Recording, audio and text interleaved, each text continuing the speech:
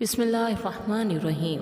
अस्सलाम वालेकुम प्यारे साथियों, आज जो मैं बात लेकर आई हूँ ये है तो एक लतीफ़ा, लेकिन इसको गौर से सुन लीजिएगा। एक नए शादीशुदा जोड़े के घर के सामने नए पड़ोसी आए। उस न्यू कपल की बीवी की आदत थी कि वो हर एक पर तनकीदी नज़र रखती थी। उनके डाइनिंग हॉल से सामने वालों का घर साफ नज़र आता था। एक दिन जब दोनों मियाँ बीवी नाश्ते की मेज़ पर बैठे नाश्ता कर रहे थे तो बीवी ने देखा कि सामने वालों ने कपड़े धोकर बाहर बालकोनी में फैलाए हुए हैं।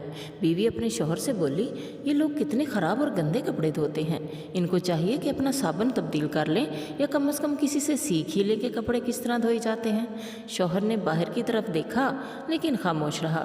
हर बार जब भी उनके पड़ोसी अपने कपड़े धोकर फैलाते, वो पड़ोसी और उनके कपड़ों की धुलाई हमेशा ही इस खातून की तनकीद का निशाना बनते रहते।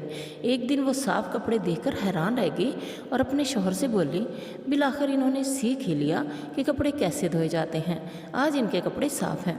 शौहर ने अपनी बीवी की तरफ गौर से देखा और बोला, आज सुबह मैंने अपने डाइनिंग हॉल की वो खिड़की साफ़ की है जहाँ से तुम सामने वालों को देखती थी। प्यारे साथियों, बिल्कुल ऐसा ही हमारी रोज़मर्रा ज़िंदगी में भी होता है। खराबी हमारे अंदर होती है और हम दूसरों को मोर्द इल्ज़ाम ठहराते हैं। हमारा ज़ाविया नज़र गलत होता है और हमें दूसरे गलत नज़र आते हैं। हालांकि अगर हम उसी ऐनक से ख़ुद को देखें तो हमारे अंदर ज़्यादा कोताहियाँ हैं। इसलिए दूसरों की गलतियों को नज़रअंदाज कर दिया करें, ये सोचकर कि अगर हम इनकी जगह पे होते तो पता नहीं कितनी गलतियाँ करते, और ये सोचकर कि हो सकता है हमारा शीशा ख़राब हो। इसलिए अपनी नज़र के शीशे को हर वक्त साफ़ रखिए। अल्लाह ताला आपका हामी नासिर हो। अल्लाह हाफिज़।